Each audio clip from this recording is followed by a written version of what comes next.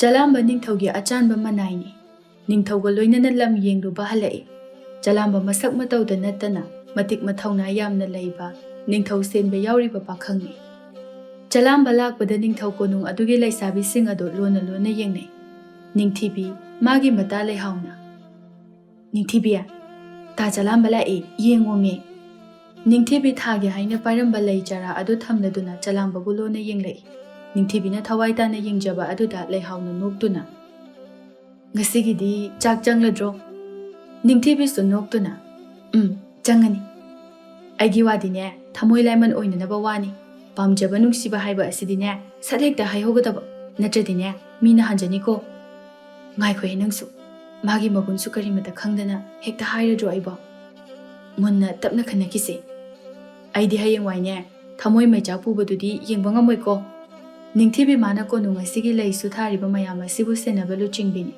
ꯑꯗꯨꯒ ꯄꯥꯛꯄꯤꯅ ꯖꯒꯣꯏ ꯁꯥꯕꯤ ꯂꯣꯏꯁꯪꯒꯤ ꯂꯨꯆꯤꯡꯕꯤꯅꯤ ꯄꯥꯛꯄꯤ ꯃꯥꯁꯨ ꯑꯗꯨꯝ ꯃꯁꯥ ꯑꯗꯨ ꯀꯦꯅꯒꯦ ꯈꯜꯂꯛꯏ ꯑꯗꯨꯒ ꯃꯌꯥꯝ ꯑꯗꯨꯗ ꯆꯂꯥꯝꯕꯕꯨ ꯎꯁꯟꯅꯗ ꯑꯣ ꯑꯗꯨꯝꯅ ꯂꯩꯒꯗꯕ ꯆꯨꯝꯃꯤ ꯆꯨꯝꯃꯤ ꯆꯂꯥꯝꯕ ꯄꯥꯛꯄꯤꯒꯤ ꯅꯥꯛꯇ ꯆꯪꯂꯛꯏ ꯄꯥꯛꯄꯤ ꯎꯁꯤꯟꯅꯗꯦ ꯆꯂꯥꯝꯕꯅ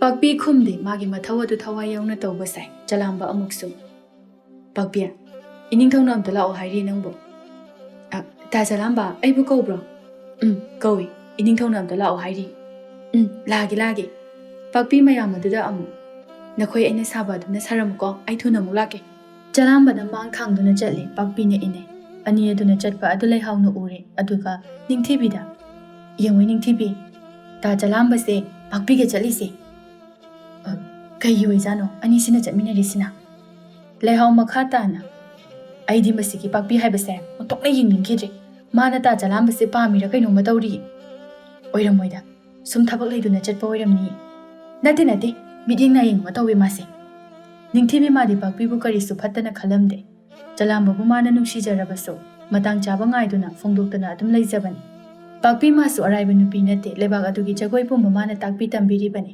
ꯂꯩꯁꯥꯕꯤ ꯑꯅꯤ ꯑꯁꯤꯅ ꯆꯂꯥꯝꯕꯕꯨ ꯌꯥꯝꯅ ꯄꯥꯝꯖꯔꯝꯃꯤ ꯑꯅꯤꯃꯛ ꯑꯃꯅ ꯍꯦꯟꯗꯦ ꯑꯃꯅ ꯇꯥꯗꯦ ꯈꯟꯗꯣꯛꯐꯝ ꯈꯪꯂꯝꯗꯦ ꯅꯤꯡꯊꯧꯒꯤ ꯃꯅꯥꯛ ꯌꯧꯔꯕꯗ ꯄꯥꯛꯄꯤꯅ ꯏꯅꯤꯡꯊꯧ ꯑꯩꯕꯨ ꯀꯧꯕꯤꯕꯕꯨ ꯐꯝꯃꯨ ꯑꯩ ꯋꯥ ꯍꯥꯏꯒꯦ ꯃꯨꯟꯅ ꯇꯥꯎ ꯄꯥꯛꯄꯤ ꯀꯔꯤ ꯍꯥꯏꯔꯛꯄ ꯍꯥꯏꯅ ꯃꯨꯟꯅ ꯇꯥꯗꯨꯅ ꯂꯩ ꯂꯥꯛꯀꯗꯧꯔꯤꯕ ꯃꯦꯔꯥ ꯍꯥꯎ ꯆꯣꯡꯕ ꯑꯁꯤꯗ ꯅꯪꯒꯤ ꯁꯦꯕꯥ ꯀꯌꯥ ꯌꯥꯒꯅꯤ ꯍꯥꯏꯕ ꯑꯗꯣ ꯈꯪꯗꯣꯛꯂꯒ ꯐꯖꯔꯕ ꯖꯒꯣꯏ ꯑꯃꯗꯤ ꯁꯥꯕ ꯇꯥꯏꯀꯣ ꯐꯒꯅꯤ ꯏꯅꯤꯡꯊꯧ ꯂꯥꯛꯀꯗꯧꯔꯤꯕ ꯃꯌꯥꯝꯒꯤ ꯃꯥꯡꯗ ꯆꯥꯡ ꯇꯥꯕꯗꯤ ꯌꯥꯗꯦꯀꯣ ꯖꯒꯣꯏ ꯑꯗꯨꯕꯨ ꯐꯖꯅ ꯁꯤꯟꯕ ꯂꯥꯡꯕ ꯅꯪꯒꯤ ꯁꯔꯨꯛ ꯑꯣꯏꯔꯣꯀꯣ ꯑꯋꯥꯠꯄ ꯄꯣꯠꯂꯝ ꯆꯩꯔꯝꯁꯤꯡ ꯑꯗꯨꯅꯅꯦ ꯇꯥ ꯆꯂꯥꯝꯕꯒ ꯇꯥꯟꯅꯗꯨꯅ ꯐꯒꯗꯧꯕꯗꯣ ꯌꯦꯡꯉꯨ ꯌꯥꯔꯦ ꯅꯊꯧ ꯇꯧꯖꯔꯨꯔꯣ ꯄꯥꯛꯄꯤ ꯅꯤꯡꯊꯧꯒꯤ ꯌꯥꯊꯪ ꯄꯨꯗꯨꯅ ꯂꯥꯛꯏ ꯑꯗꯨꯒ ꯅꯤꯡꯊꯧ ꯆꯂꯥꯝꯕꯗ ꯑꯃꯨꯛ ꯑꯣꯟꯁꯤꯟꯗꯨꯅ ꯆꯂꯥꯝꯕ ꯅꯤꯡꯊꯤꯕꯤꯕꯨ ꯑꯃꯨꯛꯇ ꯀꯧꯔꯨꯆꯣ ꯐꯒꯅꯤ ꯅꯤꯡꯊꯧ ꯄꯥꯛꯄꯤ ꯂꯩꯔꯤꯕ ꯁꯦꯕꯣꯛ ꯃꯌꯥꯝ ꯑꯗꯨꯗ ꯌꯦꯡꯉꯣꯏ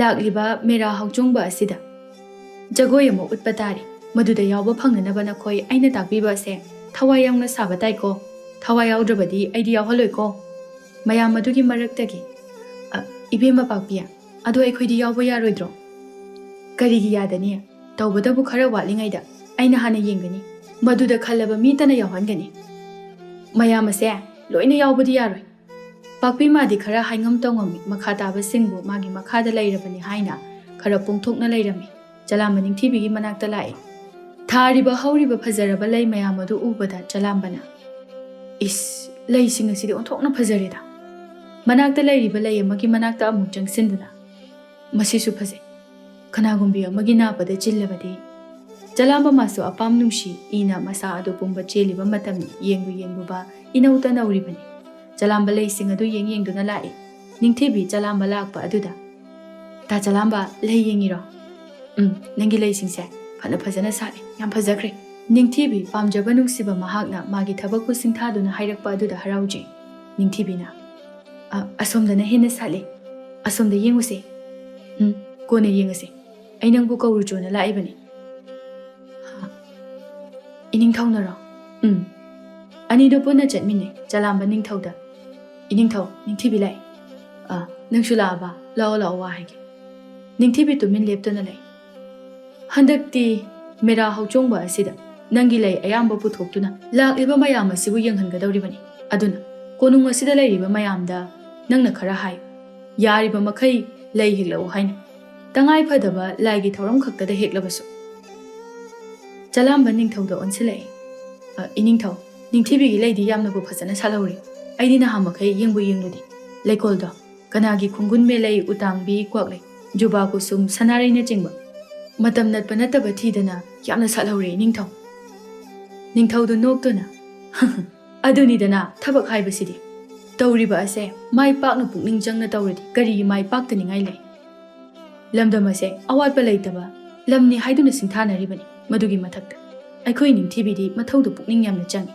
ꯑꯩꯅꯁꯨ ꯈꯪꯏ ꯃꯇꯥꯡ ꯆꯥꯔꯕꯗꯤ ꯅꯪꯒꯤ ꯐꯝ ꯑꯆꯧꯕ ꯑꯃꯁꯨ ꯊꯤꯟꯗꯣꯛꯄ ꯌꯥꯔꯤꯕꯅꯤ ꯅꯤꯡꯊꯤꯕꯤ ꯇꯞꯅ ꯏꯅꯤꯡꯊꯧꯅ ꯅꯨꯡꯁꯤꯕꯤꯗꯨꯅ ꯑꯩꯒꯤ ꯐꯅꯅꯕ ꯍꯥꯏꯕꯤꯕꯅꯤ ꯑꯁꯤ ꯍꯥꯏꯗꯨꯅ ꯈꯨꯝꯂꯛꯏ ꯅꯤꯡꯊꯧꯅ ꯌꯥꯔꯦ ꯌꯥꯔꯦ ꯆꯠ ꯑꯩꯅ ꯍꯥꯏꯕ ꯑꯗꯣ ꯁꯣꯏꯕ ꯌꯥꯗꯦꯀꯣ ꯅꯤꯡꯊꯤꯕꯤ ꯅꯤꯡꯊꯧꯒꯤ ꯌꯥꯊꯪ ꯑꯗꯨ ꯂꯧꯗꯨꯅ ꯂꯥꯛꯏ ꯆꯂꯥꯝꯕ ꯅꯤꯡꯊꯧꯗ ꯏꯅꯤꯡꯊꯧ ꯑꯩꯕꯨꯁꯨ ꯆꯠꯄ ꯌꯥꯔꯗ꯭ꯔꯥ ꯅꯪꯁꯨ ꯆꯠꯅꯤꯡꯉꯕ꯭ꯔꯅꯤ ꯆꯂꯥꯝꯕ ꯏꯅꯤꯡꯊꯧ ꯑꯩꯅ ꯐꯥꯒꯤ ꯇꯧꯕ ꯆꯠꯂꯣ ꯆꯠꯂꯣ ꯅꯪꯒꯤ ꯊꯕꯛ ꯑꯇꯩ ꯇꯧꯖꯔꯨꯔꯣ ꯆꯂꯥꯝꯕ ꯅꯤꯡꯊꯤꯕꯤꯕꯨ ꯇꯥꯟꯅꯩ ꯅꯦꯄ꯭ꯔꯥ ꯅꯤꯡꯊꯧꯗ ꯏꯅꯤꯡꯊꯧ ꯑꯅꯤ ꯑꯁꯤ ꯆꯥꯟꯅꯈ꯭ꯔꯦꯗ ꯅꯤꯡꯊꯧꯗꯨ ꯃꯔꯧ ꯂꯩꯅ ꯈꯜꯂꯤꯕꯅꯤ ꯑꯩꯁꯨ ꯏꯅꯤꯡꯊꯧ ꯃꯩꯇꯩ ꯑꯩꯈꯣꯏꯗꯤ ꯃꯤ ꯃꯁꯤꯡ ꯌꯥꯝꯅ ꯌꯥꯝꯗꯕꯅꯤ ꯑꯗꯨꯅ ꯑꯅꯤꯁꯤꯕꯨ ꯃꯇꯥꯡ ꯆꯥꯔꯕꯗꯤ ꯆꯨꯝꯃꯤ ꯆꯨꯝꯃꯤ ꯑꯗꯨꯕꯨ ꯃꯇꯝ ꯈꯔꯗꯤ ꯌꯦꯡꯈꯤꯁꯤ ꯌꯥꯗ꯭ꯔꯒꯅ ꯑꯩꯅ ꯀꯣꯛ ꯐꯥꯔꯒ ꯂꯨꯍꯣꯡꯊꯣꯛꯄꯤꯔꯅꯤꯗꯅ ꯅꯤꯡꯊꯧ ꯊꯋꯥꯏ ꯇꯥꯅ ꯅꯣꯛꯆꯩ ꯅꯦꯄ꯭ꯔꯥꯅ ꯏꯅꯤꯡꯊꯧ ꯑꯁꯤꯒꯨꯝꯕ ꯂꯥꯏꯕꯛ ꯑꯁꯤꯗꯤ ꯑꯩꯈꯣꯏꯗꯗꯤ ꯇꯝꯂꯝꯗ꯭ꯔꯦꯗ ꯑꯗꯨꯅꯤ ꯀꯔꯤꯒꯤ ꯉꯟꯅ ꯅꯨꯄꯤ ꯊꯤꯔꯨꯔꯤ ꯅꯪꯁꯨ ꯊꯤꯔꯝꯗ꯭ꯔꯕꯗꯤ ꯀꯣꯅꯨꯡ ꯑꯁꯤꯗ ꯂꯩꯔꯤꯕ ꯃꯁꯛ ꯃꯇꯧ ꯐꯖꯕꯤ ꯃꯌꯥꯝ ꯑꯁꯤꯗꯒꯤ ꯑꯃ ꯈꯜꯂꯝꯃꯣꯏꯗ꯭ꯔꯣ ꯏꯅꯤꯡꯊꯧ ꯅꯅꯥꯏꯁꯨ ꯍꯧꯖꯤꯛ ꯈꯛꯇꯗ ꯏꯪꯉꯝꯃꯛꯇ꯭ꯔꯕꯅꯤ ꯄꯥꯈꯪ ꯑꯣꯏꯕꯒꯤ ꯅꯨꯡꯉꯥꯏꯕ ꯉꯥꯎꯕ ꯀꯥꯏꯗꯣ ꯀꯔꯤꯝꯇ ꯐꯪꯗꯅ ꯃꯥꯅ ꯑꯗꯨꯝ ꯐꯥꯈ꯭ꯔꯕꯅꯤꯅꯦ ꯑꯩꯕꯨꯗꯤ ꯀꯔꯤ ꯅꯪꯕꯨ ꯇꯥꯊꯣꯠ ꯂꯩꯅ ꯐꯥꯕ꯭ꯔꯅꯦ ꯃꯥꯅꯤ ꯏꯅꯤꯡꯊꯧ ꯃꯥꯅ ꯑꯩꯕꯨ ꯐꯥꯔꯤꯕꯅꯤ ꯅꯦꯄ꯭ꯔꯥꯗꯨ ꯌꯦꯡꯕꯗ ꯌꯥꯝꯅ ꯅꯣꯛꯅꯤꯡꯕ ꯁꯛꯇꯥꯅꯤ ꯄꯤꯛꯁꯨꯛ ꯄꯤꯛꯂꯗꯅ ꯉꯥꯡꯊꯣꯔꯛꯂꯤꯕ ꯑꯗꯨꯗꯤ ꯆꯤꯡꯂꯦꯝꯕ ꯃꯁꯛ ꯃꯇꯧ ꯐꯖꯕ ꯅꯨꯄꯥ ꯑꯃꯒꯤ ꯋꯥꯉꯥꯡꯅꯤ ꯅꯤꯡꯊꯧ ꯅꯦꯄ꯭ꯔꯥꯒꯤ ꯋꯥꯉꯥꯡ ꯑꯗꯨꯗ ꯄꯨꯛꯂꯤ ꯄꯥꯏꯕ ꯃꯈꯩ ꯅꯣꯛꯏ ꯅꯦꯄ꯭ꯔꯥ ꯅꯤꯡꯊꯧꯒꯤ ꯃꯅꯥꯛꯇ ꯂꯩꯕ ꯅꯤꯡꯊꯧꯕꯨ ꯁꯦꯕꯥ ꯇꯧꯔꯤꯕ ꯃꯅꯥꯏ ꯑꯃꯅꯤ ꯅꯦꯄ꯭ꯔꯥ ꯃꯥꯅꯁꯨ ꯅꯤꯡꯊꯤꯕꯤꯒꯤ ꯃꯑꯣꯡ ꯑꯗꯨꯗ ꯃꯣꯡ ꯍꯥꯖꯗꯕ ꯑꯗꯨꯗ ꯅꯨꯡꯁꯤꯕ ꯄꯣꯛꯆꯩ ꯆꯂꯥꯝꯕ ꯅꯤꯡꯊꯤꯕꯤꯗ ꯅꯤꯡꯊꯤꯕꯤ ꯆꯠꯃꯤꯟꯅꯁꯤ ꯅꯤꯡꯊꯤꯕꯤ ꯂꯩꯊꯣꯔꯛꯄ ꯑꯗꯨꯗ ꯆꯂꯥꯝꯕꯅ ꯏꯟꯅꯔꯛꯄ ꯑꯗꯨꯗ ꯂꯦꯞꯇꯨꯅ ꯉꯥꯏ ꯅꯪꯒꯤ ꯉꯁꯥꯏ ꯌꯦꯡꯉꯨꯁꯦ ꯍꯥꯏꯕ ꯂꯩꯁꯤꯡꯗꯣ ꯌꯦꯡꯒꯦꯅ ꯂꯥꯛꯏꯅꯦ ꯑꯗꯨꯒꯤ ꯑꯣꯏꯔꯦ ꯑꯃꯨꯛ ꯏꯟꯅꯔꯛꯏꯕꯗꯤ ꯑꯅꯤꯗꯣ ꯋꯥꯔꯤ ꯁꯥꯟꯅꯗꯨꯅ ꯂꯥꯛꯏ ꯅꯤꯡꯊꯤꯕꯤ ꯃꯥꯅ ꯌꯦꯡꯍꯟꯅꯤꯡꯂꯤꯕ ꯂꯩꯁꯤꯡ ꯑꯗꯨꯒꯤ ꯃꯅꯥꯛꯇ ꯃꯥꯕꯨ ꯄꯨꯁꯤꯜꯂꯤ ꯂꯩꯔꯝꯂꯤꯕ ꯂꯩ ꯃꯌꯥꯝ ꯑꯗꯨ ꯎꯕꯗ ꯆꯂꯥꯝꯕ ꯅꯨꯄꯥ ꯑꯣꯏꯖꯔꯕꯁꯨ ꯄꯨꯡꯉꯥꯎ ꯉꯥꯎꯈ꯭ꯔꯦ ꯆꯂꯥꯝꯕ ꯂꯩꯁꯤꯡ ꯑꯗꯨꯗ ꯆꯪꯁꯤꯟꯗꯨꯅ ꯌꯦꯡꯏ ꯆꯂꯥꯝꯕ ꯄꯣꯝꯁꯥꯠꯅꯕ ꯐꯖꯕ ꯂꯩ ꯑꯃ ꯍꯦꯛꯀꯦ ꯇꯧꯏ ꯅꯤꯡꯊꯤꯕꯤꯅ ꯃꯄꯨ ꯇꯥꯛꯇꯅ ꯂꯩ ꯍꯦꯛꯄꯁꯦ ꯅꯨꯄꯤ ꯐꯪꯗꯦ ꯍꯥꯏꯅꯕꯅꯤꯀೋ ꯅꯪ ꯁꯨꯕ ꯕꯤꯠꯀ ꯂꯣꯏ ꯇꯦꯛꯏꯍꯦ ꯅꯨꯄꯤ ꯐꯪꯉꯣꯏꯅ ꯄꯥꯈꯠꯄꯩꯔꯣ ꯇꯥ ꯆꯂꯥꯝꯕꯩꯗꯣ ꯑꯗꯨꯏ ꯋꯥ ꯅꯠꯇꯦꯗ ꯅꯪ ꯈ꯭ꯋꯥꯏꯗꯣ ꯐꯪꯗꯧ ꯃꯥꯟꯗꯕ ꯉꯁꯥꯏ ꯏꯅꯤꯡꯊꯧꯅ ꯂꯥꯏꯒꯤ ꯅꯠꯇꯅ ꯂꯩ ꯍꯦꯛꯀꯅꯨ ꯍꯥꯏꯔꯤꯗꯨꯗꯤ ꯍꯣꯏꯅꯦ ꯑꯩꯗꯤ ꯀꯥꯎꯏꯅꯦ ꯑꯗꯣ ꯃꯁꯤꯃꯗꯤ ꯐꯖꯃꯟꯕꯁꯤꯗ ꯍꯦꯛꯅꯤꯡꯉꯨꯔꯦ ꯌꯥꯝꯅ ꯂꯩꯁꯤ ꯍꯦꯛꯒ ꯀꯩꯗꯧꯅꯒꯦ ꯍꯥꯏꯅꯣ ꯂꯩꯁꯤꯕꯨ ꯁꯪꯕꯤꯅꯕ ꯃꯄꯨ ꯂꯩꯈ꯭ꯔꯕꯣ ꯀꯥꯏꯗꯩꯅꯣꯗ ꯁꯨꯝ ꯐꯖꯩ ꯍꯦꯛꯀꯦꯅ ꯇꯧꯕꯅꯤ ꯃꯣꯟ ꯃꯈꯥꯗ ꯊꯝꯒꯦ ꯍꯥꯏꯅ ꯂꯩꯒꯤ ꯃꯄꯣꯛꯁꯤꯗꯤ ꯀꯅꯥꯒꯨꯝꯕ ꯑꯃꯒꯤ ꯃꯐꯝꯗ ꯈꯨꯗꯣꯜ ꯇꯧꯕ ꯅꯠꯇ꯭ꯔꯒ ꯏꯁꯣꯔꯒꯤ ꯃꯐꯝꯗ ꯀꯠꯆꯕ ꯁꯤꯅ ꯃꯈꯣꯏꯒꯤ ꯃꯄꯣꯛꯀꯤ ꯅꯤꯡꯖꯕ ꯄꯥꯟꯗꯝꯅꯤ ꯍꯥꯏꯅꯩ ꯑꯗꯨꯒ ꯑꯗꯨ ꯅꯠꯇꯕ ꯀꯥꯟꯅꯗꯕꯗ ꯍꯦꯛꯄꯒꯤꯗꯤꯅꯦ ꯁꯥꯞ ꯑꯣꯏꯅ ꯊꯥꯏ ꯍꯥꯏꯕꯅꯤꯀೋ ꯅꯤꯡꯊꯤꯕꯤ ꯆꯂꯥꯝꯕꯗ ꯍꯦꯟꯖꯤꯟꯗꯨꯅ ꯍꯥꯏꯔꯛꯏ ꯆꯂꯥꯝꯕ ꯍꯥꯏꯔꯛꯂꯤꯕꯗꯨ ꯇꯥꯕꯗ ꯑꯁ ꯂꯣꯏꯔꯦꯍꯦ ꯅꯪꯅ ꯑꯗꯨꯃꯥꯏꯅ ꯈꯜꯂꯗꯤ ꯂꯩꯁꯤꯡꯁꯦ ꯀꯅꯥꯝꯇꯅ ꯍꯦꯛꯑꯔꯨꯏ ꯑꯩꯅ ꯇꯥꯕꯗꯗꯤ ꯍꯦꯛꯄꯤꯗꯅ ꯀꯦꯜꯂꯒ ꯃꯥꯡꯕ ꯑꯗꯨꯅ ꯍꯦꯟꯅ ꯃꯄꯣꯛꯊꯤ ꯍꯥꯏꯅꯩ ꯍꯥꯏꯅꯤꯡꯕ ꯍꯥꯏꯖꯁꯅꯨ ꯑꯩꯒꯤ ꯂꯩꯀꯣꯜꯅꯤ ꯑꯩꯒꯤ ꯂꯩꯀꯣꯜꯁꯤꯗꯒꯤ ꯑꯩꯅ ꯍꯥꯏꯔꯤꯁꯤꯅꯤ ꯁꯤꯗꯒꯤ ꯑꯝꯇ ꯍꯦꯟꯕ ꯌꯥꯔꯣꯏ ꯂꯩ ꯑꯝꯇ ꯍꯦꯛꯄ ꯌꯥꯔꯣꯏ ꯏꯁ ꯌꯥꯝ ꯆꯥꯎꯈꯤꯕꯩ ꯋꯥꯅꯤꯅꯦ ꯃꯐꯝꯁꯤꯒꯤ ꯑꯣꯏꯅꯗꯤ ꯑꯩꯅ ꯈ꯭ꯋꯥꯏꯗꯒꯤ ꯍꯦꯜꯂꯦ ꯆꯥꯎꯕ ꯅꯤꯡꯊꯤꯕꯤ ꯃꯥꯒꯤ ꯊꯃꯣꯏꯗ ꯆꯂꯥꯝꯕ ꯇꯥꯁꯅꯨ ꯍꯥꯏꯗꯨꯅ ꯉꯥꯡꯂꯤꯕ ꯋꯥꯉꯥꯡ ꯉꯥꯛꯇꯅꯤ ꯆꯂꯥꯝꯕ ꯅꯤꯡꯊꯤꯕꯤꯒꯤ ꯅꯨꯡꯁꯤꯕ ꯃꯤꯕꯨ ꯁꯨꯝꯍꯠꯄ ꯋꯥꯉꯥꯡ ꯑꯗꯨꯗ ꯍꯨꯝꯗꯨꯅ ꯄꯨꯔꯤ ꯑꯅꯤ ꯑꯗꯨꯅ ꯂꯩꯁꯤꯡ ꯑꯗꯨ ꯌꯦꯡꯗꯨꯅ ꯋꯥꯔꯤ ꯁꯥꯗꯨꯅ ꯂꯩ ꯑꯗꯨꯝ ꯆꯠꯄ ꯑꯗꯨꯗ ꯄꯥꯛꯄꯤꯅ ꯎꯔꯤ ꯍꯩꯃ ꯀꯔꯤꯅꯣ ꯑꯅꯤꯁꯤꯅ ꯂꯩ ꯃꯔꯛ ꯑꯁꯤꯗ ꯇꯧꯔꯤꯁꯤꯅ ꯃꯁꯤꯕꯨ ꯅꯤꯡꯊꯤꯕꯤꯒ ꯀꯣꯏꯅꯈ꯭ꯔꯖꯥꯠꯂꯣ ꯑꯩꯅꯦ ꯑꯔꯦꯝꯕꯗ ꯇꯥꯗꯅ ꯑꯃꯨꯛ ꯇꯣꯛꯍꯧꯕ ꯇꯥꯔꯦ ꯃꯁꯦ ꯑꯝꯇ ꯊꯨꯒꯥꯏꯔꯨꯈꯤꯒꯦ ꯄꯥꯛꯄꯤ ꯑꯅꯤꯗꯨꯒꯤ ꯃꯅꯥꯛ ꯇꯝꯅ ꯊꯨꯅ ꯆꯪꯁꯤꯜꯂꯛꯏ ꯇꯥ ꯆꯂꯥꯝꯕ ꯅꯪꯁꯨ ꯂꯩ ꯌꯦꯡꯉꯝꯃꯤꯔꯣ? ꯂꯥꯛꯑꯣ ꯅꯪꯁꯨ ꯌꯦꯡꯉꯨ ꯂꯥꯛꯑꯣ ꯑꯩꯈꯣꯏ ꯅꯤꯡꯊꯤꯕꯤꯅ ꯊꯥꯔꯤꯕ ꯂꯩꯁꯤꯡꯁꯦ ꯌꯦꯡꯉꯨ ꯂꯥꯛꯑꯣ ꯄꯥꯛꯄꯤ ꯆꯂꯥꯝꯕꯅ ꯑꯩꯈꯣꯏ ꯅꯤꯡꯊꯤꯕꯤ ꯍꯥꯏꯅ ꯍꯥꯏꯔꯛꯄ ꯑꯗꯨꯗ ꯃꯆꯤꯟ ꯑꯗꯨ ꯄꯩꯊꯣꯛꯇꯨꯅ ꯑꯩꯈꯣꯏ ꯅꯤꯡꯊꯤꯕꯤ ꯀꯥꯏꯅ ꯃꯁꯤ ꯂꯋꯥꯏꯁꯤꯗ ꯁꯨꯗꯕ ꯍꯦꯛ ꯑꯧ ꯑꯩꯁꯨ ꯌꯦꯡꯉꯤꯅꯤ ꯐꯖ ꯐꯖꯕ ꯂꯩ ꯌꯥꯝꯅ ꯌꯥꯎꯕꯅꯤ ꯑꯗꯨꯕꯨꯗꯤ ꯅꯤꯡꯊꯤꯕꯤꯒꯤ ꯈꯨꯠ ꯍꯥꯏꯔꯦꯗꯅ ꯆꯂꯥꯝꯕꯅ ꯍꯥꯏꯔꯛꯂꯤꯕ ꯈꯨꯗꯤꯡ ꯄꯥꯛꯄꯤ ꯃꯥꯗꯤ ꯃꯈꯣꯏ ꯃꯔꯤꯟ ꯕꯤꯔꯤ ꯕꯤꯔꯤ ꯊꯤꯠꯂꯦ ꯄꯥꯛꯄꯤ ꯃꯊꯟꯇ ꯃꯁꯦ ꯇꯥꯟꯊꯣꯛꯈꯤꯗ꯭ꯔꯕꯗꯤ ꯌꯥꯔꯔꯣꯏ ꯅꯠꯇ꯭ꯔꯕꯗꯤ ꯑꯩꯒꯤ ꯏꯆꯤꯡ ꯑꯗꯣ ꯂꯥꯛꯄ ꯇꯥꯔꯦ ꯄꯥꯛꯄꯤꯅ ꯃꯨꯔꯨꯝ ꯃꯨꯔꯨꯝ ꯁꯣꯟꯕ ꯑꯗꯨꯗ ꯆꯂꯥꯝꯕꯅ ꯀꯩꯗꯧꯔꯦ ꯄꯥꯛꯄꯤ ꯅꯊꯟꯇ ꯃꯨꯔꯨꯝ ꯃꯨꯔꯨꯝ ꯁꯣꯜꯂꯤꯕꯗꯤ ꯀꯩꯁꯨ ꯅꯠꯇꯦ ꯇꯥ ꯆꯂꯥꯝꯕ ꯏꯅꯤꯡꯊꯧꯅ ꯀꯧꯍꯧꯕꯅꯤ ꯍꯥꯏꯒꯦ ꯇꯧꯕꯅꯤ ꯍꯧꯖꯤꯛꯇ ꯅꯤꯡꯊꯧꯒꯤ ꯑꯌꯥꯕ ꯂꯧꯗꯨꯅ ꯊꯣꯛꯂꯛꯄꯗ ꯉꯥꯏꯔꯤꯕ ꯆꯂꯥꯝꯕꯕꯨ ꯑꯃꯨꯛ ꯀꯧꯍꯧꯏ ꯍꯥꯏꯔꯛꯄ ꯑꯗꯨꯗ ꯆꯂꯥꯝꯕ ꯉꯛꯅ ꯀꯔꯤ ꯑꯩꯕꯣ ꯇꯥ ꯆꯂꯥꯝꯕ ꯀꯧꯍꯧꯏ ꯃꯤꯗꯤ ꯑꯣꯟꯅꯗꯦꯀꯣ ꯄꯥꯛꯄꯤ ꯑꯣꯟꯅꯗꯤꯌꯦ ꯇꯥ ꯆꯂꯥꯝꯕꯅꯤ ꯀꯔꯤꯅꯣꯅꯦ ꯑꯩꯕꯨ ꯍꯧꯖꯤꯛꯇ ꯊꯣꯛꯂꯛꯄꯗ ꯉꯥꯏꯔꯤꯗ ꯆꯂꯥꯝꯕ ꯈꯟꯐꯝ ꯈꯪꯗꯅ ꯃꯀꯣꯛ ꯑꯗꯨ ꯈꯣꯠꯇꯨꯅ ꯐꯔꯦ ꯐꯔꯦ ꯑꯗꯨꯗꯤ ꯅꯈꯣꯏ ꯂꯩꯍꯧꯀꯣ ꯑꯩ ꯑꯝꯇ ꯆꯠꯂꯨꯈꯤꯒꯦ ꯆꯂꯥꯝꯕ ꯋꯥꯈꯜ ꯃꯥꯡꯅ ꯆꯠꯂꯤ ꯅꯤꯡꯊꯤꯕꯤꯅ ꯇꯥ ꯆꯂꯥꯝꯕ ꯑꯝꯇ ꯉꯥꯏꯈꯣ ꯄꯨꯟꯅ ꯆꯠꯃꯤꯟꯅꯁꯤ ꯑꯅꯤꯗꯣ ꯄꯨꯟꯅ ꯑꯃꯨꯛ ꯆꯠꯈ꯭ꯔꯦ ꯄꯥꯛꯄꯤ ꯃꯇꯧ ꯑꯗꯨꯗ ꯁꯥꯎꯅꯤꯡꯕꯅ ꯂꯣꯏꯔꯦ ꯑꯩꯅ ꯈꯔ ꯐꯒꯗ꯭ꯔꯥ ꯍꯥꯏꯔꯒ ꯄꯨꯟꯅꯒ ꯆꯠꯈꯤꯅꯦ ꯃꯁꯤꯒꯤ ꯃꯨꯊꯤ ꯊꯤꯕꯤ ꯑꯁꯦ ꯃꯁꯝꯁꯦ ꯐꯣꯏꯗꯠꯄ ꯅꯤꯡꯊꯤꯕꯤ ꯄꯥꯛꯄꯤꯒ ꯌꯦꯡꯅꯔꯨꯕꯗ ꯀꯨꯆꯨ ꯈꯔ ꯂꯩꯁꯤꯜꯂꯤ ꯃꯔꯥꯁꯤ ꯂꯩꯕꯗꯤ ꯅꯤꯡꯊꯤꯕꯤꯅ ꯌꯥꯝ ꯍꯦꯜꯂꯤ ꯄꯥꯛꯄꯤ ꯃꯈꯣꯏ ꯃꯔꯤꯜ ꯊꯤꯠꯇꯨꯅ ꯂꯩꯍꯧꯏ ꯄꯥꯛꯄꯤ ꯎꯄꯥꯏ ꯂꯩꯇꯅ ꯃꯥꯒꯤ ꯂꯧꯁꯪ ꯇꯥꯅ ꯂꯥꯛꯏ ꯅꯦꯄ꯭ꯔꯥꯁꯨ ꯊꯣꯛꯂꯛꯏ ꯄꯥꯛꯄꯤꯅ ꯇꯥ ꯅꯦꯄ꯭ꯔꯥ ꯇꯥ ꯆꯂꯥꯝꯕ ꯂꯥꯛꯍꯧꯕ꯭ꯔꯥ ꯎꯗꯦꯅꯦ ꯏꯕꯦꯝꯃ ꯑꯩꯗꯤ ꯄꯥꯛꯄꯤ ꯆꯂꯥꯝꯕꯕꯨ ꯀꯣꯏꯌꯦꯡ ꯌꯦꯡꯉꯤ ꯅꯦꯄ꯭ꯔꯥꯅ ꯀꯩꯗꯧꯕ ꯌꯥꯎꯔꯤ ꯏꯕꯦꯝꯃ ꯄꯥꯛꯄꯤ ꯑꯩꯅ ꯏꯅꯤꯡꯊꯧꯅ ꯀꯧꯍꯧꯕꯅꯤ ꯍꯥꯏꯅ ꯍꯥꯏꯖꯤꯟꯈꯤꯕꯅꯤ ꯑꯦ ꯀꯔꯤꯒꯤ ꯏꯕꯦꯝꯃ ꯑꯗꯨꯗꯤ ꯅꯤꯡꯊꯤꯕꯤꯒ ꯋꯥꯔꯤ ꯁꯥꯗꯨꯅ ꯂꯩꯔꯝꯕ ꯑꯗꯨꯗ ꯏꯕꯦꯝꯃ ꯅꯪꯅ ꯁꯥꯎꯔꯤꯕꯗꯨꯅ ꯀꯔꯤꯒꯤ ꯇꯥꯗꯅ ꯍꯦꯟꯅ ꯈꯪꯂꯤꯕꯗꯨꯅꯤ ꯀꯣꯅꯨꯡ ꯑꯁꯤꯗ ꯇꯥ ꯆꯂꯥꯝꯕꯒꯨꯝꯕ ꯃꯁꯛ ꯃꯇꯧ ꯐꯖꯕ ꯅꯨꯄꯥ ꯀꯅꯥ ꯌꯥꯎꯒꯦ ꯃꯁꯤꯗꯅꯦ ꯑꯗꯨꯝ ꯋꯥꯈꯜ ꯇꯥꯔꯣ ꯍꯣꯏꯅꯦ ꯆꯨꯝꯃꯤꯅꯤ ꯏꯕꯦꯝꯃꯅ ꯍꯥꯏꯕ ꯑꯩꯈꯣꯏ ꯆꯂꯥꯝꯕꯃꯨꯛ ꯐꯖꯕ ꯀꯅꯥꯝꯇ ꯌꯥꯎꯗꯦꯀꯣ ꯑꯗꯨꯅꯤ ꯇꯥꯗ ꯑꯗꯨ ꯏꯕꯦꯝꯃ ꯑꯩꯈꯣꯏꯗꯤ ꯆꯂꯥꯝꯕꯗꯒꯤ ꯍꯦꯜꯂꯤ ꯍꯥꯏꯅ ꯇꯥꯏꯅꯦ ꯅꯦꯄ꯭ꯔꯥ ꯄꯥꯛꯄꯤꯒꯤ ꯃꯇꯧ ꯑꯗꯨꯗ ꯀꯔꯦꯝꯅꯔꯛꯄꯅꯤ ꯃꯁꯤꯅ ꯃꯥꯒꯤ ꯃꯆꯠ ꯑꯣꯏꯔꯤꯕꯅꯤ ꯀꯣꯅꯨꯡ ꯑꯁꯤꯒꯤ ꯑꯎ ꯑꯎꯕ ꯃꯤꯗ ꯈꯥꯏꯗꯨꯅ ꯂꯩꯕ ꯑꯁꯤꯅ ꯃꯥꯒꯤ ꯆꯥꯕ ꯇꯨꯝꯅꯅꯕꯒꯤ ꯍꯤꯗꯥꯛ ꯑꯣꯏꯔꯤꯕꯅꯤ ꯄꯥꯛꯄꯤ ꯁꯥꯎꯅꯤꯡꯅ ꯂꯥꯛꯏ ꯅꯦꯄ꯭ꯔꯥꯅꯒ ꯀꯔꯦꯝꯅ ꯁꯜꯂꯛꯄ ꯑꯗꯨꯗ ꯁꯥꯎꯅꯤꯡꯕꯅ ꯂꯨꯇꯣꯟ ꯁꯥꯠꯈ꯭ꯔꯦ ꯄꯥꯛꯄꯤ ꯁꯥꯎꯅ ꯆꯠꯂꯣꯍꯦ ꯁꯛꯇꯥꯁꯤꯒ ꯃꯌꯥꯡ ꯁꯛꯄꯤ ꯍꯦꯛ ꯃꯥꯟꯈꯩ ꯄꯥꯛꯄꯤ ꯁꯥꯎꯅ ꯆꯪꯈꯤ ꯅꯦꯄ꯭ꯔꯥ ꯅꯣꯛꯇꯨꯅ ꯅꯈꯣꯏꯅ ꯆꯂꯥꯝꯕ ꯀꯧꯕꯗꯣ ꯃꯣꯏꯗꯕꯨ ꯇꯥꯟꯅꯔꯤꯗꯣ ꯑꯩꯈꯣꯏꯁꯨ ꯂꯩꯀꯣ ꯅꯦꯄ꯭ꯔꯥꯗꯨ ꯂꯥꯎꯗꯨꯅ ꯂꯩꯍꯧꯏ ꯑꯩꯈꯣꯏꯒꯤ ꯆꯂꯥꯝꯕꯁꯤ ꯀꯌꯥꯃꯨꯛ ꯌꯥꯝꯅ ꯐꯖꯕꯖꯥꯠꯅꯣꯅꯦ ꯀꯣꯅꯨꯡ ꯑꯁꯤꯒꯤ ꯂꯩꯁꯥꯕꯤꯁꯤꯡ ꯑꯁꯤꯅ ꯑꯁꯨꯛ ꯌꯥꯝꯅ ꯄꯥꯝꯅꯔꯤꯕꯁꯤꯕꯣ ꯑꯗꯨꯒ ꯑꯩꯈꯣꯏꯅ ꯀꯌꯥꯝ ꯌꯥꯝꯅ ꯊꯤꯔꯕ ꯅꯦꯄ꯭ꯔꯥꯅ ꯃꯀꯣꯛ ꯊꯥꯗꯗꯨꯅ ꯂꯩꯔꯤꯉꯩꯗ ꯆꯂꯥꯝꯕ ꯂꯥꯛꯇꯨꯅ ꯇꯥꯗꯥ ꯀꯩꯗꯧꯔꯤꯅꯣ ꯀꯩꯁꯨ ꯇꯧꯗꯦꯗ ꯏꯕꯨꯡꯉꯣ ꯅꯪꯒꯤ ꯋꯥꯈꯜ ꯑꯃ ꯁꯨꯝ ꯈꯜꯂꯝꯂꯤꯕ ꯑꯦ ꯀꯔꯤ ꯋꯥꯈꯜꯅꯣ ꯅꯪ ꯏꯅꯤꯡꯊꯧꯒꯤ ꯃꯅꯥꯛꯇ ꯆꯪꯉꯨꯔꯕ꯭ꯔꯣ ꯑꯧ ꯆꯪꯉꯨꯔꯦ ꯑꯩ ꯀꯧꯁꯨ ꯀꯧꯗꯅ ꯄꯥꯛꯄꯤꯅ ꯀꯧꯋꯦ ꯍꯥꯏꯖꯤꯜꯂꯤ ꯃꯥꯜꯂꯦ ꯆꯣꯞꯄꯦ ꯍꯥꯏꯖꯤꯟꯅꯤ ꯅꯤꯡꯊꯤꯕꯤꯅ ꯀꯗꯥꯏꯗ ꯂꯩꯍꯧꯔꯕ ꯃꯥꯗꯤ ꯑꯗꯨꯝ ꯂꯩꯍꯧꯔꯕꯅꯤ ꯋꯥꯔꯤ ꯅꯨꯡꯉꯥꯏꯀꯣ ꯅꯄꯥꯜ ꯐꯔꯤꯉꯩꯗ ꯇꯥꯍꯧꯔꯣ ꯏꯕꯨꯡꯉꯣ ꯅꯦꯄ꯭ꯔꯥꯗꯣ ꯉꯥꯡꯗꯨꯅ ꯆꯠꯈ꯭ꯔꯦ ꯆꯂꯥꯝꯕ ꯇꯧꯔꯤꯕꯗꯨ ꯒ꯭ꯌꯥꯟ ꯑꯝꯇ ꯇꯥꯕ ꯅꯠꯇꯦ ꯑꯗꯨꯅ ꯃꯥꯗꯤ ꯄꯨꯡꯉꯥꯎ ꯉꯥꯎꯔꯤ ꯆꯂꯥꯝꯕꯅ ꯀꯩꯅꯣꯅꯦ ꯉꯁꯤꯁꯤꯕꯨ ꯋꯥꯈꯜ ꯑꯝꯇ ꯇꯥꯟꯅꯗꯦ ꯋꯥꯅꯤ ꯇꯧꯔꯤꯁꯤꯕꯣ ꯁꯣꯝꯗ ꯄꯥꯛꯄꯤꯗꯨ ꯀꯣꯅꯨꯡ ꯀꯥꯅꯅꯕꯒꯤꯗꯃꯛꯇ ꯑꯔꯩꯕ ꯃꯈꯩ ꯁꯦꯠꯊꯔꯛꯏ ꯃꯄꯥꯅ ꯍꯩ ꯄꯥꯛꯄꯤ ꯀꯗꯥꯏ ꯆꯠꯀꯗꯧꯔꯤꯕꯅꯣꯅꯦ ꯅꯪꯕꯣ ꯀꯩꯅꯣ ꯄꯥꯕ ꯀꯣꯅꯨꯡ ꯆꯠꯇꯣꯏꯅꯤ ꯍꯩ ꯀꯣꯅꯨꯡ ꯆꯠꯄꯕꯨ ꯂꯥꯏ ꯍꯔꯥꯎꯕ ꯖꯒꯣꯏ ꯁꯥꯕꯗꯧꯅ ꯀꯦꯔꯤꯗꯨꯕꯨ ꯏꯄꯥꯗꯤ ꯀꯗꯥꯏ ꯈꯪꯉꯅꯤꯒꯦ ꯄꯥꯛꯄꯤ ꯍꯥꯏꯔꯛꯂꯤꯕ ꯑꯗꯨꯗ ꯕꯤꯠ ꯈꯪꯇꯦꯛ ꯇꯦꯛꯏ ꯑꯗꯨ ꯑꯣꯏꯔꯕꯁꯨ ꯃꯥꯒꯤ ꯃꯆꯤꯟꯗꯤ ꯈꯨꯝꯗꯕ ꯌꯥꯗꯦ ꯀꯩꯅꯣꯗ ꯄꯥꯕ ꯅꯆꯥꯁꯦ ꯂꯩꯁꯥꯕꯤꯅꯤ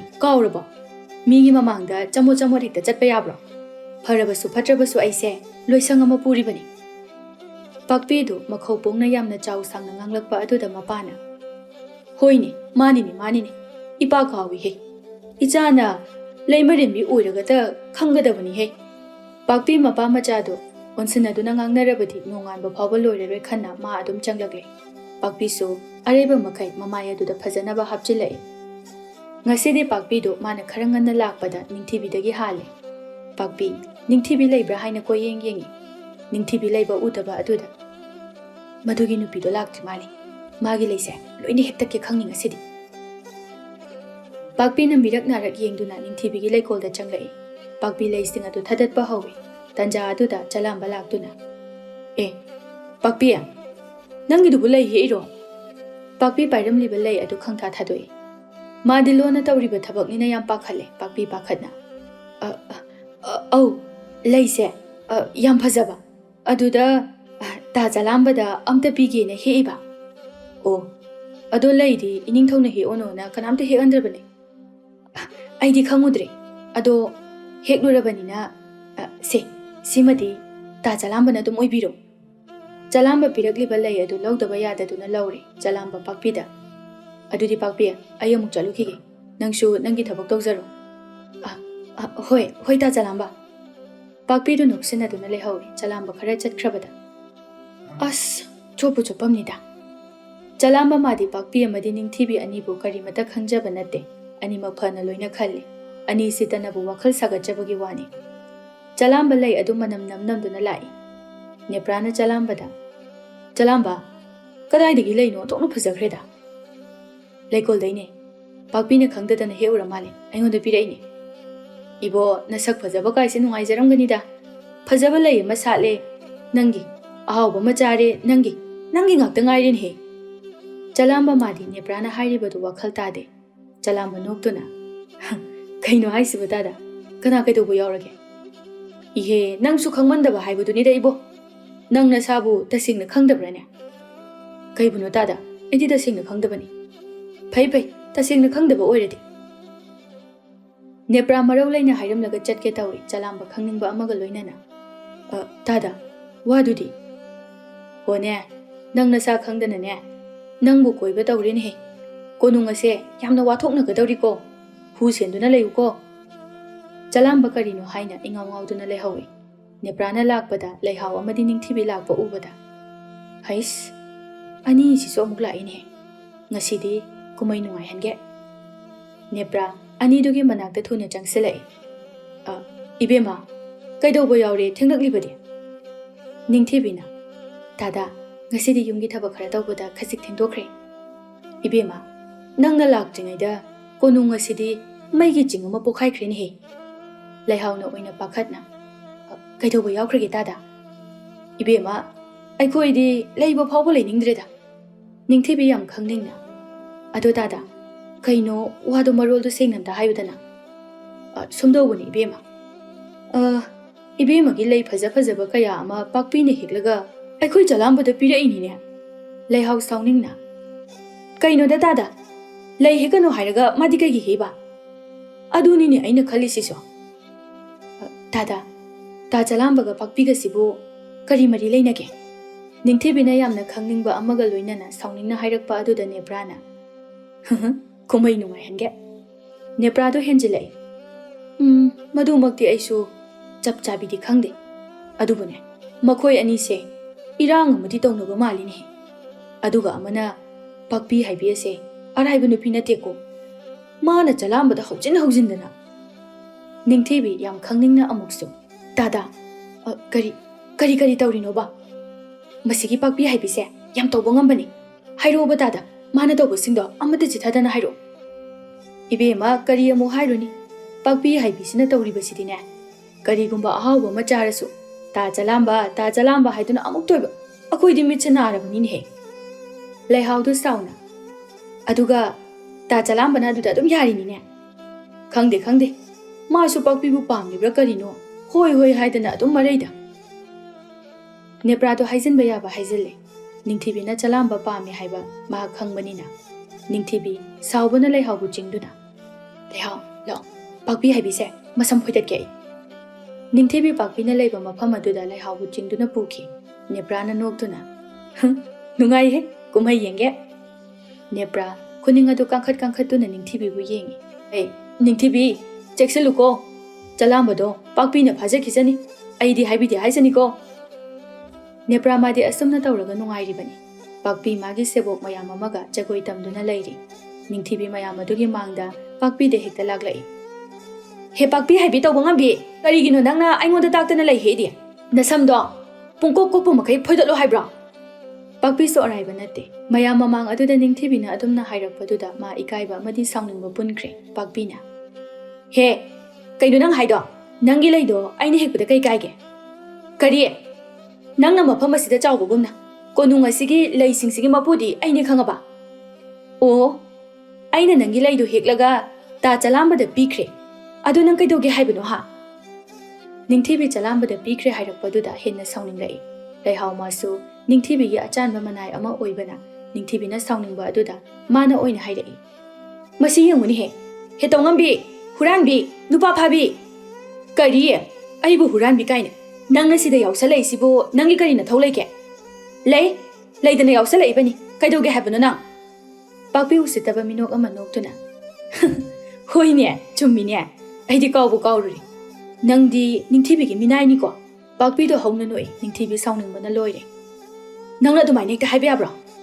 ase haiduna ningthibi pakpigi masamadu tab hekta paiki leihausu tas kamdawi phoidalo mi usitadi phoidalo ani do ngai hak aduda masamsing adu phoidatnare jagoi tamlamba mayam aduna khara khamtori khara mana ningthauda pau tamba chenkhre chalamba hobe hobe lae aduga hai kaino ni na khoibo thadone haima pakpi ningthibi thadone ni khoibo chalamba madi nupi ani adubu soktuna khamdokpa yadabanina leihauda leihau nanggom da khamtome tadremi nangbo sinaba tari ni leihau chalamba na hairakpa aduda ningthibi to yari ta chalamba na to oye ani do chalamba na to o haibadu da khatnaramba do dokre ningthibi masamadu na thaduna masi maha tawngambini pakpi na sauna pura hingchabini masisu ningthau manai ama laktuna ani adubu ningthauna lao haina kaukhalakle chalambana sikari sare angang sunate pham amamamgi luchingbi ngaktani aduga nakoi sidi aidi khangde ko ningthauna piba chairak ado nakoi na sana dum yazo chalamba mang thaduna chale leihauna ningthibigi inot hablai kaisu kiranu aisu leiri mana lanmani mayamdo ningthauki manaktamna changseli ningthauna ningthibi pakpi nakoi ani khanai haibasibu chumbro iningthau karigi khanaribunu nakoidi ani du mana mana tawbasing adu haidorakle ningthau ngai hakhallaga pakpi hairibasi chumlabro chumi ningthau aidi khangdaduna tawjarubani ningthibi mi su khangdaduna tawi hairisidi leihau su yauna ningthibigi mi changchangduna wa hairai ningthau nakan animaki wa taraduna yare nakoi animak amata lan amasu khangdaduna tawbani amasu aina haibagi tawbani matungdane nakoi ani amu hana khanaba yade ko chalamba nang su pakpina lei pirakpodu laururabro chalamba madi pakpina chamna pirakpo oina lawjarubani chalamba mana khanba adu sengna haijai ningthau ma su ningthibina lei amagi damakta aduk saugadaba nate haiba khanglibani chalambagi hakandagi khanaribani haibasi ningthau khangi chalamba nang su ngasidagi konung ngasida leiba nupi singasiga wari watai amata sanaruranu ko karigumba nakhoi aina hairibasida lam henduna tawbu thoklamlabadine aibu phate haiganu ko mayam do hoi haiduna yanare adubu chalambadasu makhoi ani khatnaraga ningthauna yathang tawthabada mangonda yawbudu nungai jaramde ningthibi leihau go thore ningthibina leihau karinungi khatna jarubano haibadu hekthoi aidi ta chalambado yam nungaite adunini aisu ta chalambado mamaido ngangsanganglaga nonthakibadudagi sungnong nongkhalaktre khayati nungaite masi pumbase masigi irang do biachin thogan bangaktani mada swaida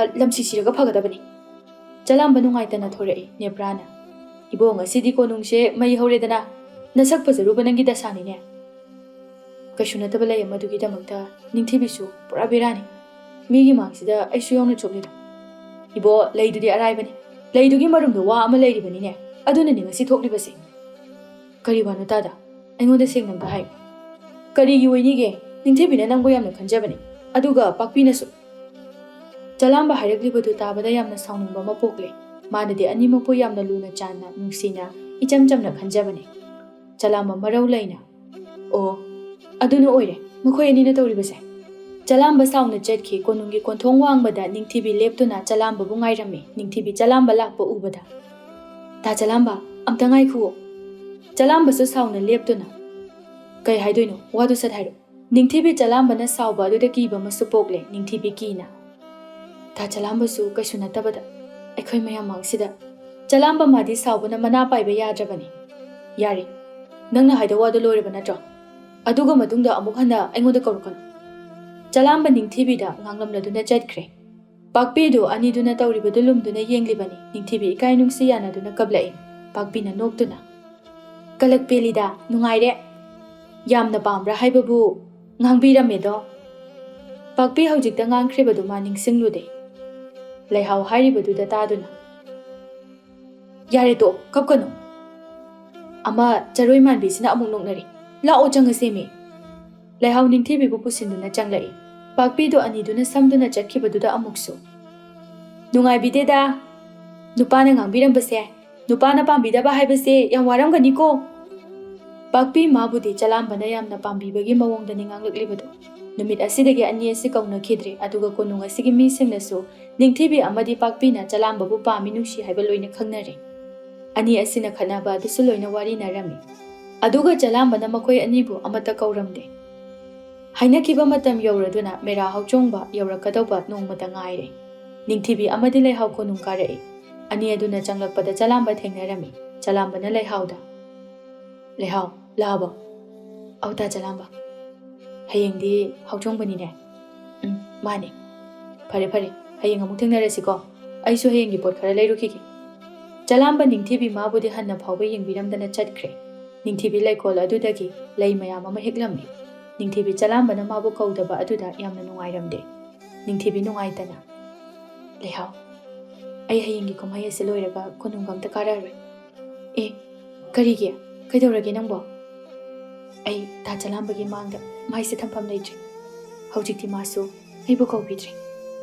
Leihau noktuna. Adugi oire. Hoi bema. Adugi wadi kaisu khaluno. Pakpi haibi hingchabi adusu kaudrabani nang khaktana diye. Ningthibi du tasengna kablai. Leihau na ningthibi bu thembiduna. Hai, angaubi. Adugi namukta kapa hongna diye. Adugi sarukne leidum sasat heksi. Hayengi kena na balangsi. Hayengdi ne hingchabi sigi mangda lenasi. Mangodagi hendaba yadabani. Nupa haibasidi ne nupigi phasabada ngaubani. Kapkanu. Ningthibi masu leihau na hairibadu yare ani adu makoigi mathau loiduna thuna yumda halle. Nongaladuna khulgi mi mayam adu loina tille. Jingmi kaya amasu magi araibu puraktuna sana konungda pumnin ninkre. Pakpi amadi ningthibi aniso magi mafamda ningthina leitengduna famduna kumhai yengli. Nepra Jalambada. Jalamba, yengune. Ningthibi se phajai ningasidi. Jalamba madi thodok adudagi ani adu hanna phawba yengninkidrabani. Jalamba yam hainadana. As yareba. Mai wari hairakanu. Kumai ngakta nungaini yengi. Nepra Pakpi na araiba makai keduna famlibado amu ure. Nepra amukasu. Jalamba, Pakpi sisu phajaibo. Amda yengumi nangbo. As, ta Nepra, yareba. Ta Nepra oina makoiga phongbisu phamuro. Ai thanda ngakta lehogi. Nepra na amukasu. Haisu haibani Jalamba aina haijanba nateda. Ani si phajai wani me. Makoi ani na asumna phajabadi aidi amupabo udri. Nang tungda ningam horoi ko. Nepra Jalambada ani adubu yengnanaba kanna taksilai. Machu lokpa wahai kayaga loinana. Tasengna ani adu ngasidi yamna phajai. Jalamba matabu ngauhange haiduna laklibani. Adubu Jalamba manadi ani aduda michina phawba yengbiramde. Ani adugi wazaman lemna mangle. Jalambabu makoi anigi amata oiba phanglamde.